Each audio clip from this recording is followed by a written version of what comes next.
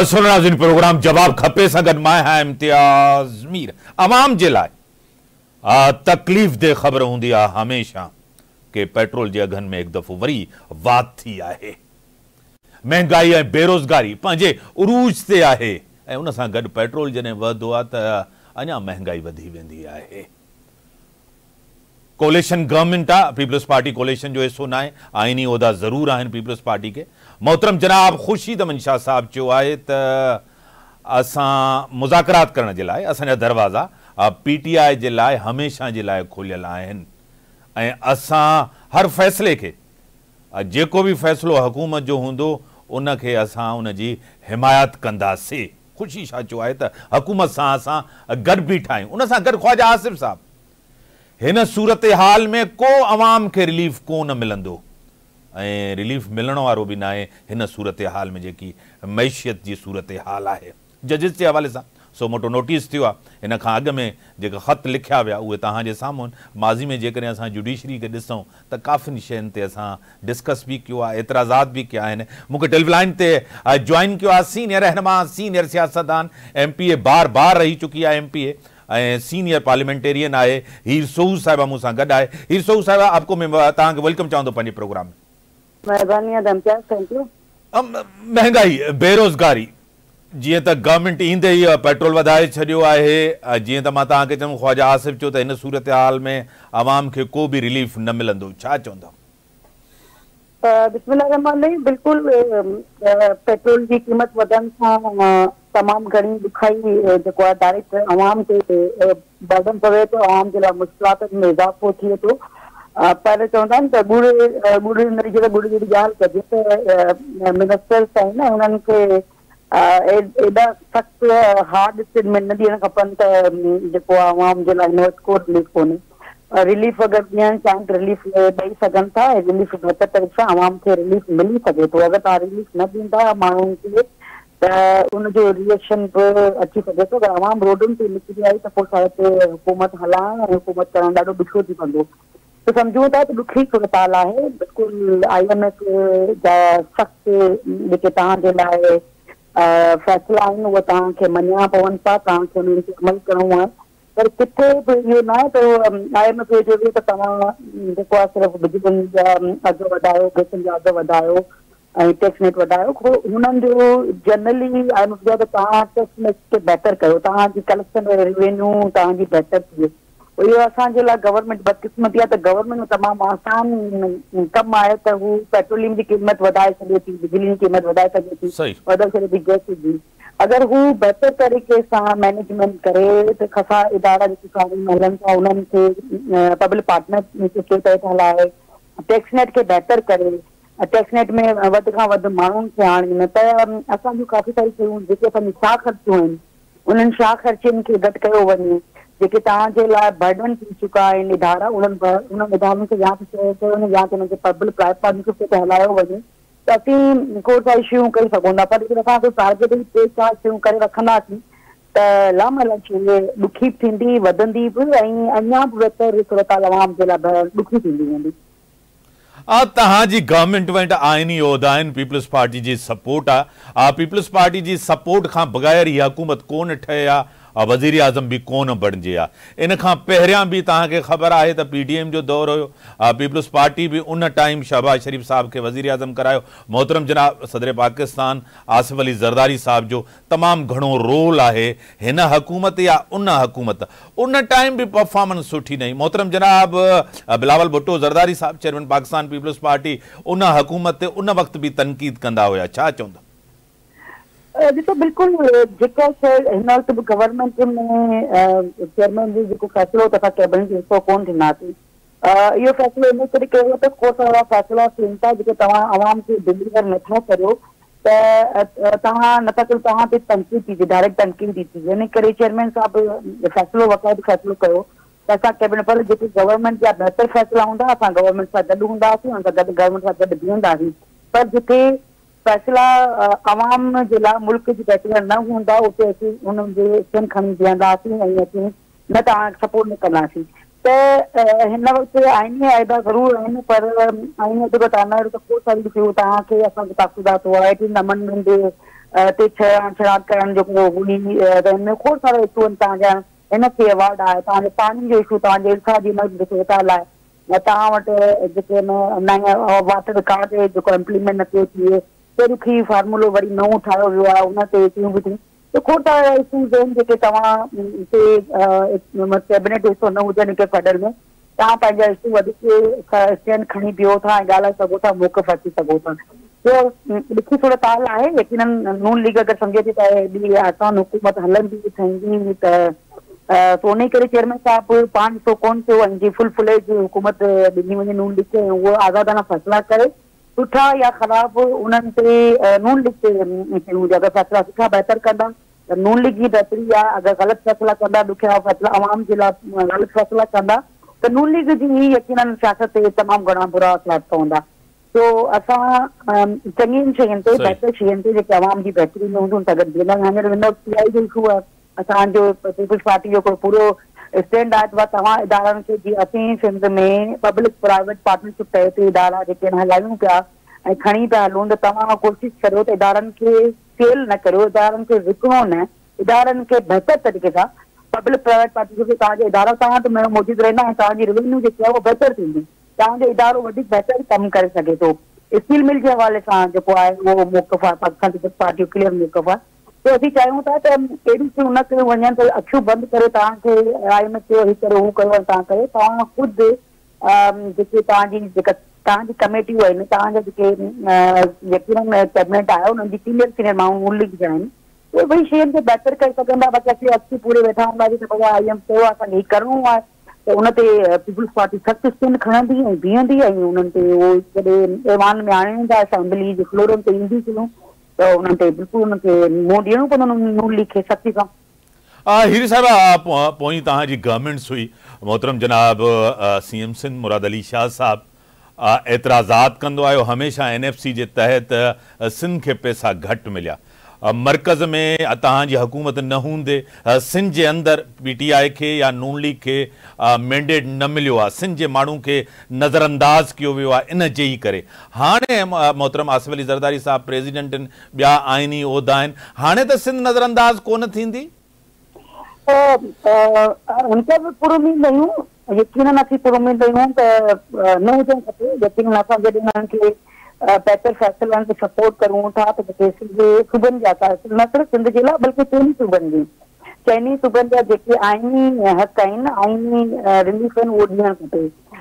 तव्हां अगरि जीअं तव्हां नंढो मिसाल आहे त IT जो फ़ैसिलो हो सूबे जो अख़्तियार आहे त तव्हां हुनखे 15 ॾींहं 16 ॾींहं खणी वञण सां 2 साल ख़राबु थी अहिड़ी तरह शइ डिले प्रैक्टिस सां बि इशू जेके आहिनि उहे वधनि था त जेके बि कंसर्न CCI जूं मीटिंगूं थियनि थियूं हिन वक़्तु बि हिकिड़ो इशू तव्हांजे साम्हूं विच में आयो त वाटर इशू जे हवाले सां जेको आहे उहो CCI खां बग़ैर उन्हनि फैसिलो कया आहिनि ऑर्डिनेंस साम्हूं घुर्जी अथई अहिड़ा फ़ैसिला अगरि कया वेंदा त उन्हनि ते तनक़ीद थींदी ताक़त वधंदा ऐं बिल्कुलु रिज़िस्ट कंदे न सिर्फ़ु CM साहब बल्कि सूबे जी कैबिनेट सूबे जो माण्हू रिज़िस्ट कंदो असेंबली जो फ्लो रिज़िस्ट कंदो असीं हिन वक़्तु भयूं त गैस जी जेका लोड शेडिंग आहे उहो सिंध सूबो सभ खां वधीक आर्टिकल 158 सभ खां वधीक प्रोड्यूस करे थो ऐं हुनखे गैस कोन थो मिले अहिड़ा खोड़ सारा इशूज़ आहिनि असीं चयूं था त उहे फ्लोरनि ते डिस्कस थींदा ऐं जेको आहे उहो आसिफ साहब प्रेसिडेंट हुजण सां ऐं जेको आहे असांजे चेयरमैन लाइ हिकिड़ो स्टैंड फ्लोर ते थियल आहे असांखे जेके रिलीफ मिलंदा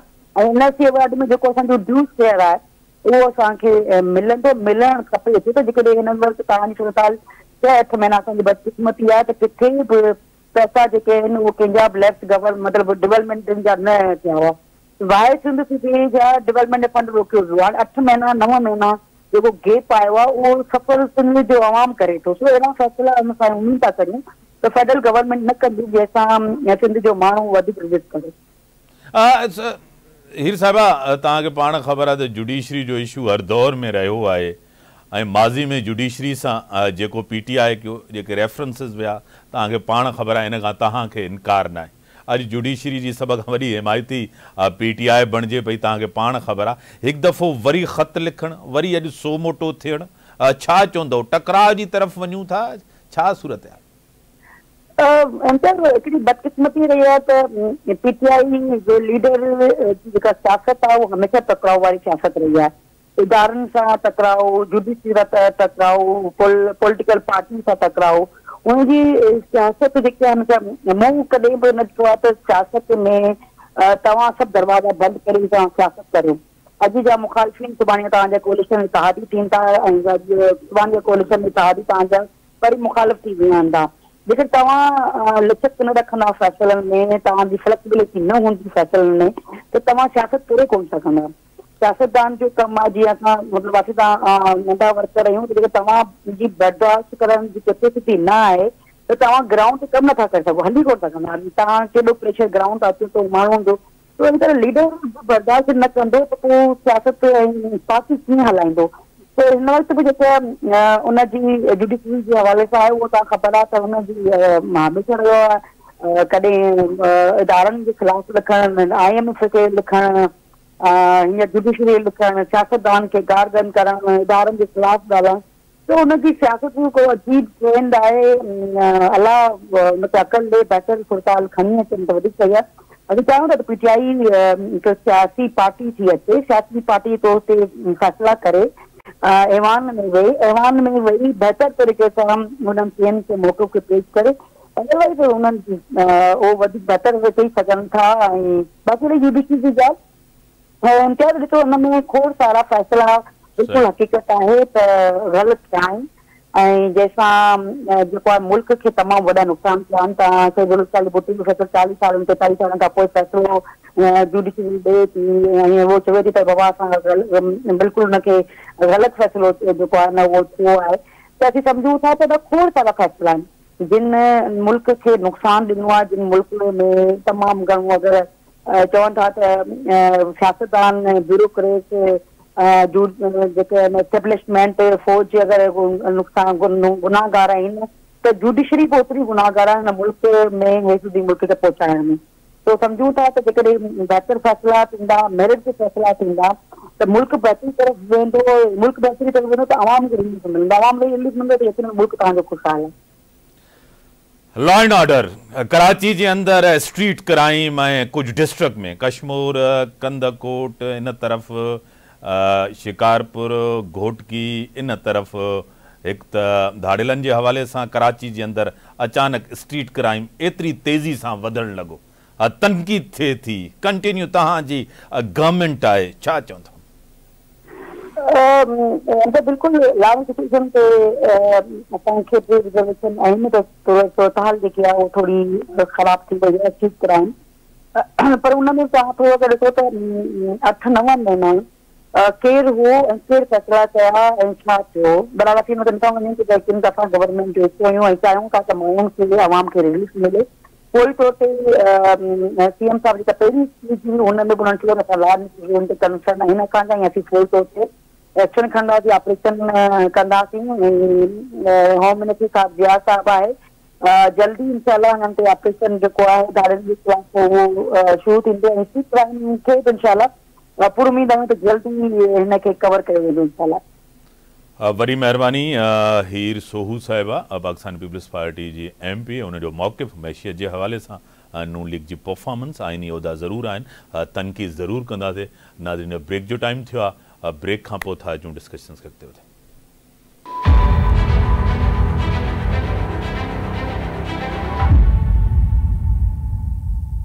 वेलकम बिरादरी, मुझे टेलीलाइन पे ज्वाइन किया है सीनियर रहनुमा, सीनियर सियासतदान, MNA रह चुकी हैं, अभी सिंध असेंबली की MP हैं, MQ पाकिस्तान से ताल्लुक़ है, डॉक्टर फौजिया हमीद साहबा मेरे साथ हैं। डॉक्टर साहबा मैं आपको वेलकम करता हूं अपने शो में। Thank you so much.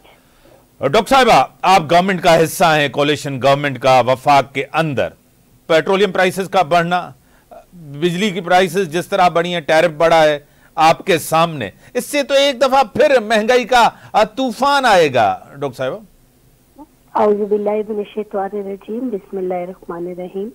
सबसे पहले तो मीर साहब बहुत शुक्रिया मुझे मदऊ करने का प्रोग्राम में।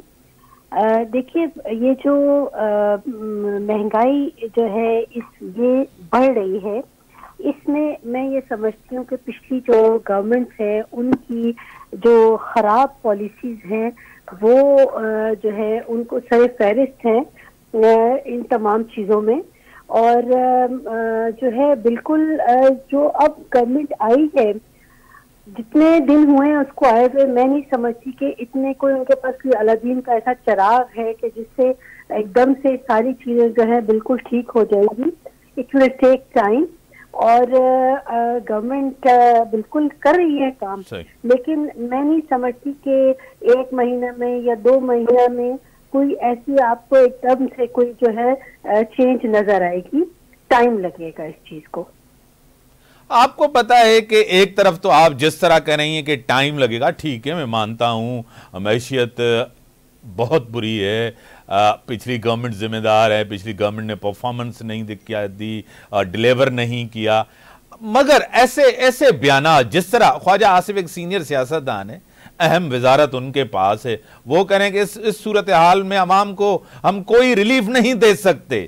مطلب اس طرح کے جب بیانات آتے ہیں تو پھر تو ایک اور عوام کے اندر جو گناہ ہے، مایوسی، عوام کے اندر مایوسی پھیل رہی ہے.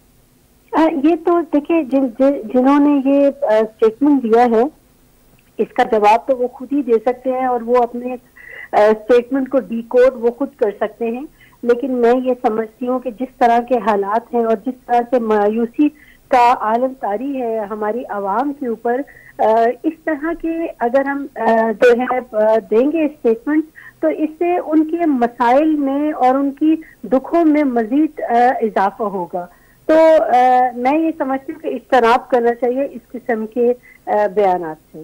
ڈاکٹر صاحب، معیشت اور دہشت گردی بہت بڑے چیلنج ہیں آپ کے سامنے، اور اس چیلنج کو حل کرنا بھی گورنمنٹ کی ذمہ داری ہے جو عوامی مینڈیٹ سے آئی ہیں.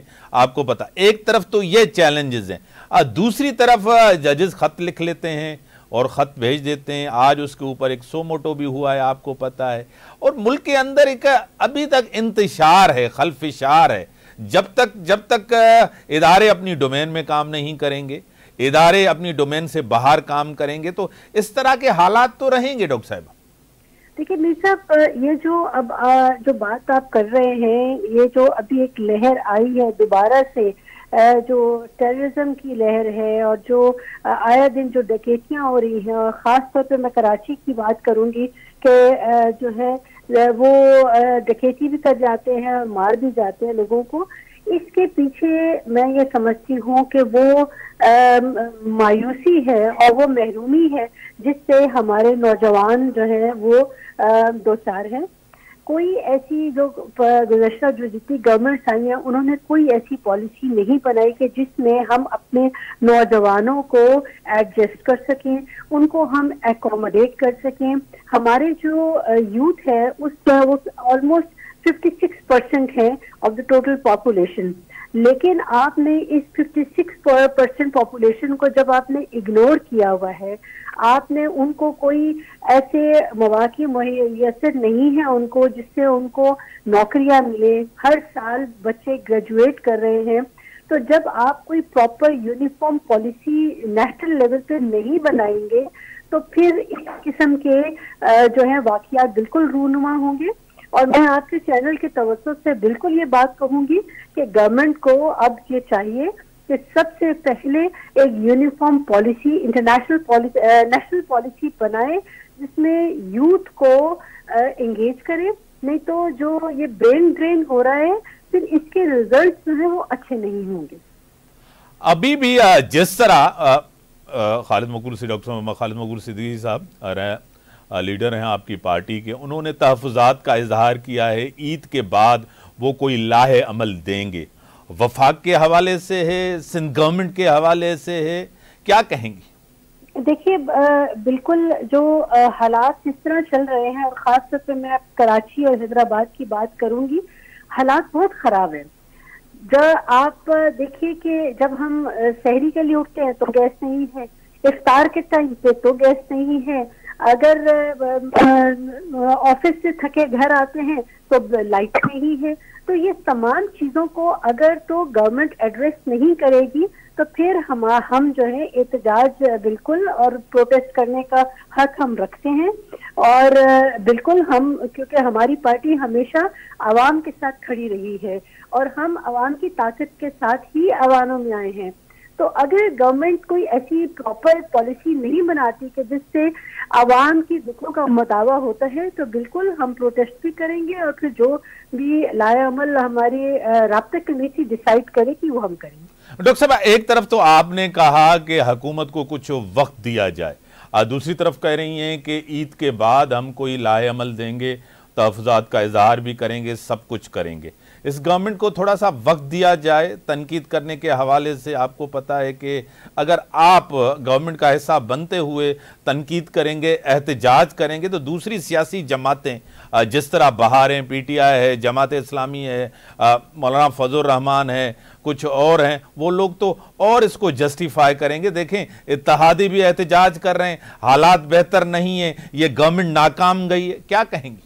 نہیں میر صاحب، دیکھیے بات صرف یہ ہے کہ ہم اتحادی ضرور ہیں لیکن ہم ان کی پولیٹیکل پارٹی کا حصہ نہیں ہے۔ ہماری ایک سیپریٹ پولیٹیکل پارٹی ہے جو کہ ہمارا اپنا ایک منشور ہے اور اس کے ساتھ ہم چلتے ہیں۔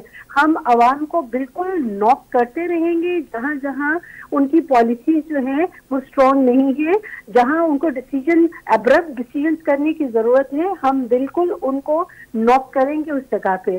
اور یہ جو ہم بات کر رہے ہیں، بالکل ہم this is a wake up call toward the government کہ وہ ایک اچھی پالیسیز بنائیں، میچور ڈیسیژنز لیں۔ اگر نہیں لیں گے تو پھر ہم اپنا احتجاج کا جو حق ہے وہ بالکل ہمارے پاس محفوظ ہے اور ہم اس کا استعمال بھی کر سکتے ہیں۔ ڈاکٹر صاحب، آپ بھی پاکستان کے بڑے شہر کراچی کے کیپٹل میں، کراچی میں رہتی ہیں، سندھ کے کیپٹل میں بھی یہاں رہتا ہوں۔ مجھے بھی یہاں جو ہے نا صحافت کرتے کرتے 20 سال ہو گئے ہیں۔ آپ کو پتہ ہے پچھلا دور ہوتا تھا، اسی کراچی کے اندر 50 سے 60 لوگ ڈیلی آپ کو پتہ ہے قتل ہوتے تھے، اور جس طرح الزامات لگائے جاتے تھے، میں اب اس کی ڈیٹیل میں نہیں جاتا۔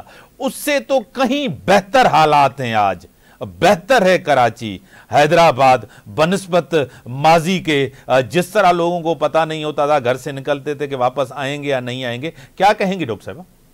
نہیں، بات بالکل آپ ٹھیک کہہ رہے ہیں کہ ماضی کی اگر ہم اس کا کمپیریزن کریں تو بالکل ابھی اس طرح سے قتل و غارت نہیں ہو رہی، لیکن جو لخت جگر جو جا بھی رہے ہیں ابھی بھی اکا دکا بھی جا رہے ہیں، تو وہ کیوں جا رہے ہیں؟ میں یہ سمجھتی ہوں کہ میں آپ کے چینل کے توسط سے ضرور یہ بات کہوں گی کہ جب تک لوکل پولیسنگ کا نظام نہیں ہوگا یہ چیزیں ٹھیک نہیں ہو سکتی، آپ آئیڈینٹیفائی نہیں کر سکتے۔ تو لوکل پالیسنگ کے نظام کو جو ہے اس کو فروغ دینا چاہیے اور سر جوڑ کے بیٹھنا چاہیے۔ یہ شہر، یہ ملک ہمارا ہے اور اس کے لیے ہمیں وہ پالیسیز بنانی چاہیے جس سے ایک عام شخص جو ہے وہ فیضیاب ہو، وہ شخص جس نے آپ کو ووٹ دیا، وہ شخص جس نے اپنا کانفیڈنس آپ پہ شو کیا اور اس نے آپ کو ایوان میں بھیجا ہے۔ تو اگر ماضی میں کوئی ایسے فیصلے ہم نے نہیں کیے تو اب میرے خیال میں ہمیں یہ فیصلے کرنے پڑیں گے تاکہ ہم عوام کو ریلیف دے سکیں۔ ٹیلی فون لائن پہ رہے میرے ساتھ نون لیگ کے سینئر رہنما ہے بیرسٹر راجہ انصاری صاحب میرے ساتھ ہیں۔ بیرسٹر صاحب، میں آپ کو ویلکم کرتا ہوں اپنے شو میں۔ جی شکریہ۔ M P A M Q M Pakistan doctor Fauzia Hameed آپ کو سلام کریں۔ جی وعلیکم السلام۔ بیرسٹر صاحب، مہنگائی، بے روزگاری، گورنمنٹ جی پالیسی، وفاقی حکومت ایندے ہی بجلی جو ٹیرف پیٹرولیم پرائسز کے वधाए हुआ महंगाई जो तूफ़ान आहे, छा चवंदो? ॾिसो मीर साहब, तव्हांखे इहा ज़रूरु ॼाण हूंदी त जिन हालतुनि में असांखे हुकूमत मिली आहे ऐं जंहिं तरीक़े सां हुकूमत मिली आहे उन में नो डाउट असां अॻु में बि चवंदा रहिया आहियूं तमामु घणा चैलेंजिस आहिनि ऐं उन्हनि चैलेंजिस जो असां मुक़ाबिलो कंदा अचूं पिया। ऐं तव्हां ॾिठो पए त सॼे रमज़ान में बि जंहिं तरीक़े सां रमज़ान पैकेजिस जे हवाले सां यूटिलिटी स्टोर्स ते सब्सिडी जे हवाले सां जेके बि इक़दामात हुकूमत खणी सघी आहे उहा हुकूमत इन्हनि ॾुखियनि मरहलनि में बि ज़रूरु खणे पई। पाकिस्तान जी इकोनॉमी खे हिन वक़्तु बहितर करण जे लाइ तमामु मुश्किल फ़ैसिला करण जी ज़रूरत आहे जेका हीअ हुकूमत करे पई। ऐं इन सभिनी जी जेका ज़िमेदारी आहे या जेका हक़ीक़त आहे उहा तव्हांखे ख़बर आहे त IMF सां जंहिं तमामु घणी सख़्तु शर्तुनि ते मुआहिदा कया विया ऐं उन्हनि माण्हुनि जे तरफ़ां कया विया जेके चवंदा हुआ त असां मरी वेंदासीं पर IMF ॾे न वेंदासीं, पर उन्हनि बग़ैर सोचे सम्झे IMF सां इन क़िस्म जा मुआहिदा कया जंहिंजे नतीजे में ईंदड़ हुकूमतुनि जे रस्ते में बारूदी सुरंगियूं विछाई वयूं ऐं असां जेके बि फ़ैसिला कयासीं उहे अनपॉपुलर फ़ैसिला हुया, जंहिंजे इहो सबबु आहे त कंहिं बि हिकिड़ी जमात खे वाज़े मैंडेट न मिली सघियो ऐं गॾियल हुकूमत असांखे ठाहिणी पई। सो इन करे चैलेंजिस बिल्कुलु आहिनि, पर हुकूमत हथ ते हथ रखी न वेठी आहे। हुकूमत इक़दामात करे पई ऐं बहितरीन हुननि मुआशी टीम मैदान में लाथी आहे ऐं इनशाअल्लाह वक़्तु ज़रूरु लॻंदो, पर पाकिस्तान जी इकोनॉमी मज़बूत थींदी, महांगाई घटि थींदी ऐं पाकिस्तान जे अवाम खे इनशाअल्लाह सुख जा ॾींहं बि ॾिसणु नसीब थींदा इनशाअल्लाह। बैरिस्टर साहब, जुडिशरी जे हवाले सां कानून सां तव्हांजो वास्तो आहे, बैरिस्टर आहियो ऐं ख़त लिखणु, उन खां पोइ कमीशन ठहण खां पोइ सो मोटो वठणु ऐं PTI जो चवण त असां अदलिया जी आज़ादी सां, असां अदलिया सां गॾु आहियूं। PTI जेको माज़ी में कयो मौजूदा चीफ जस्टिस साहिब जे लाइ, शौकत सिद्दीकी जे लाइ, तव्हांखे बि यादि आहे, मूंखे बि यादि आहे, छा चवंदो? ॾिसो मीर साहब, ही जेका ताज़ी वेव आई आहे ऐं उन खां पोइ जेको 6 जजिस ख़त लिखियो आहे ऐं उन खां पोइ पाकिस्तान जी सोशल मीडिया ते जंहिं तरीक़े सां हिकिड़ो इमेज क्रिएट कयो पियो वञे त इहे 6 जजिस जेके आहिनि उहे सिर्फ़ु इंडिपेंडेंस ऑफ जुडिशरी चाहिनि था, अदलिया जी आज़ादी चाहिनि था ऐं बाक़ी जेके जजिस वेठा आहिनि शायदि उहे नथा चाहिनि, या ख़ासि तौर ते काज़ी फ़ाइज़ ईसा साहब जे लाइ इहो रुझान ॾिनो पियो वञे या रायमा हमवार कई पई वञे सोशल मीडिया जे ज़रिए, PTI जे ट्रोलिंग जे ज़रिए, त काज़ी फ़ाइज़ ईसा जेको आहे उहो नथो चाहे त पाकिस्तान जी अदलिया आज़ादु थिए, जॾहिं त काज़ी साहब जा जेके माज़ी रही आहे या काज़ी साहब जा माज़ी में जेके फ़ैसिला रहिया आहिनि उहे मुकमल तौर ते अदलिया जी आज़ादी जे हवाले सां हिकु तमामु वॾी सनद रखनि था ऐं इन क़िस्म जी जेका ॻाल्हि कंहिं ख़ासि धुरनि पारां अचे पई, उहे मां सम्झां थो त इन जे पोयां सियासी मक़सद वधीक आहिनि। अदलिया जी आज़ादी न पिया चाहिनि हू। अदलिया जी आज़ादी त हुन वक़्तु घुरी वई हुई जॾहिं जस्टिस शौकत अज़ीज़ सिद्दीकी पिंडी बार जे दोस्तनि ते ख़िताब कंदे इहो चयो हुयो त डायरेक्टली इन्वॉल्वमेंट थिए पई, कुझु इदारनि जे तरफ़ां हुन नाला बि खयां हुया, जॾहिं त हिन ख़त में कंहिं बि क़िस्म जो को नालो न खयो वियो आहे, का पर्टिकुलर ॻाल्हि न कई वई आहे। हिकिड़ी हवाई ॻाल्हि आहे त अदलिया जे फ़ैसिलनि ते जेके खुफ़िया इदारा आहिनि उहे असरअंदाज़ थियनि पिया। मां सम्झां पियो त लार्जर बेंच तश्कील ॾिजी चुकी आहे ऐं उन खां पोइ इन्हनि सभिनी जजिस जे जेके इल्ज़ामात आहिनि उन्हनि खे मॉनिटर कयो वेंदो, उन्हनि खे उनजी जांच पड़ताल कई वेंदी ऐं सच सॼी क़ौम जे साम्हूं ईंदो। पर पाकिस्तान जा जेके वकील आहिनि, पाकिस्तान जी जेका सिविल सोसाइटी आहे, पाकिस्तान जो जेको अवाम आहे, उहो चाहे थो त पाकिस्तान में अदलिया मुकमल तौर ते आज़ादु हुजे। पाकिस्तान मुस्लिम लीग नून ऐं उनजी इतारी जमातूं बि इहो चाहिनि थियूं त पाकिस्तान में अदलिया मुकमल आज़ादु हुजे। पर उन वक़्तु जेके माण्हू अॼु इहे ॻाल्हियूं कनि था त साईं ही 6 जजिस जेके ख़त लिखियो आहे हिन ते वॾो वावेला मचाई वई आहे, त इहे उन वक़्तु 6 जजिस किथे हुया जॾहिं PTI जे सरबराह खे जेके हुकूमत में आणण जे लाइ PMLN ऐं पाकिस्तान जी ॿियनि मुहब वतन सियासी जमातुनि सां जेका रविश रखी वई, जेका नाइंसाफ़ियूं थींदियूं रहियूं। वॾी महिरबानी साईं, टाइम लिमिटेड आहे। वॾी महिरबानी बैरिस्टर राजा अंसारी साहब, डॉक्टर फौजिया आमीन साहिबा, तव्हांजी वॾी महिरबानी। जेके हालात आहिनि, कुझु क़ुवतूं चाहिनि थियूं त इदारनि जे अंदरि टकराउ हुजे, इंतिशार हुजे, पर सियासी जमातूं जेके इक़्तिदार में वेठियूं आहिनि, जेके इदारा आहिनि, उहे बहितर सम्झनि था हिनखे। अॼु जो दौरु बहितर दौरु आहे, असांजा इदारा जेके आहिनि उहे मज़बूत आहिनि। कुझु सोशल मीडिया ट्विटर्स जे अंदरि असां बि ॾिसूं था, तव्हां बि ॾिसूं था, स्पेसिफिक चीफ जस्टिस साहब खे जेको टारगेट करे थो, इन खे कहिड़े बि तरीक़े सां बर्दाश्त न कयो वेंदो। आइनी इदारनि ते हमला बर्दाश्त रियासत खे न हूंदा आहिनि। इन सां गॾु इजाज़त, अल्लाह हाफ़िज़।